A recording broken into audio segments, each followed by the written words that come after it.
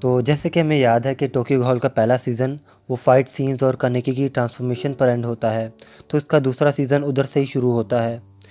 हे मेरा नाम है ऐश, आई होप आप सब ठीक होंगे। तो आज मैं रिव्यू करूँगा टोक्यो गहोल की सीज़न 2 को। और oh boy what a season यार।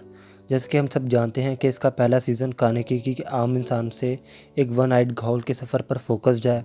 और बिलीव मी सीज़न 2 में बिल्कुल यकीन नहीं आता कि ये वही बंदा है। ये सीज़न इतना डार्क था येट बहुत इंटरेस्टिंग था। सबसे पहले बात कर लेते हैं कानेकी की बैड एज लुक पर। मैं तो देखते हुए सारा टाइम इसी इंतज़ार में था कि कानेकी की एंट्री हो, इसके सीन्स आए।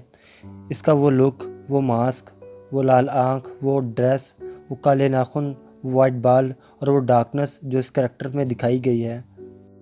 इस सीज़न में बहुत कमाल कमाल किस्म के एक्शन सीन्स थे और न जाने आगे क्या क्या होगा। वो एपिसोड 10 में कानेकी की एंट्री जब इसके फ्रेंड्स को मारा जाता है, बहुत एक्साइटमेंट वाली फीलिंग आती है। इस सीज़न में कानेकी एक नया रास्ता चुन लेता है। वो मिलिटेंट घाउल ऑर्गेनाइजेशन ज्वाइन कर लेता है, प्रॉब्ली ज़्यादा रफ एंड टफ बनने के लिए और ख़ुद को प्रिपेयर करने के लिए, हर तरह की लड़ाई के लिए और मुसीबत का सामना करने के लिए।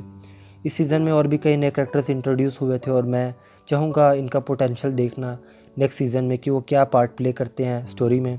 कई करैक्टर्स की बैक स्टोरी भी मिलती हैं जो इनकी इंसानों के ख़िलाफ़ लड़ने का सेंस बनाती हैं।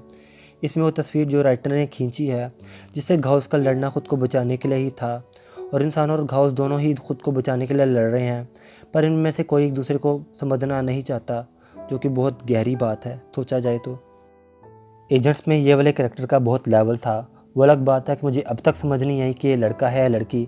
इसका भी एक परमानेंट रोल था और इसका पास भी बहुत डार्क था और साइकोटिक था।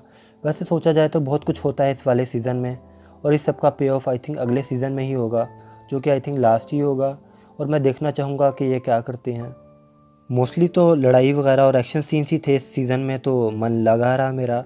वो एजेंट एमोन और कानेकी की राइवलरी जो है और इनकी स्क्रीन प्रेजेंस बोलती है इसमें। करीबन हर किरदार ही बहुत ब्रूटल हो जाता है इसमें, जो कि मुझे पसंद है कि जितना खून खराबा हो इतना ही अच्छा लगता है सब। सही तौर पर बोला जाए तो बहुत हार्ट हिटिंग था सब।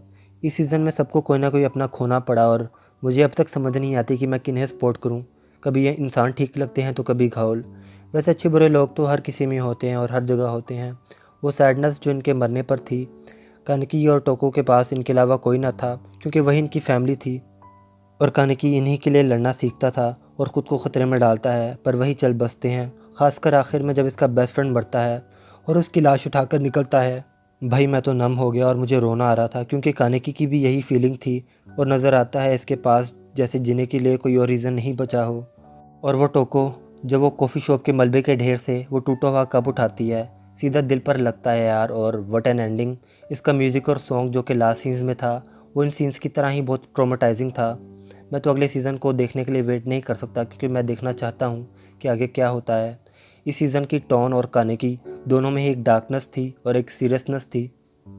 तो लास्ट सीज़न में कानेकी वो हंसता मुस्कुराता दिखता है क्योंकि इसे फाइनली कुछ अपने मिले थे, एक फैमिली मिली थी, पर सब कुछ ख़त्म हो गया इसकी ज़िंदगी का। वो एजेंट की बेटी जो कि इंट्रोड्यूस हुई है सीज़न में, इसका बिहेवियर भी कुछ अलग था और इंटरेस्टिंग करैक्टर है वो भी। कहा जाए तो इस एनीमे में बहुत कुछ न्यू पीसेस जुड़े हैं। आई होप ये एनीमे ये वाली फीलिंग मेंटेन रख सके आगे तक। खैर तुम बताओ तुम्हें कैसे लगा ये वाला सीज़न। और आज के लिए इतना ही था, तब तक मुझे सजेस्ट करो कमेंट में कि मैं आगे किस एनीमे का रिव्यू करूं। और मिलते हैं किसी और वीडियो में किसी और रिव्यू के साथ। तब तक के लिए अपना ख्याल रखो। Take care, bye.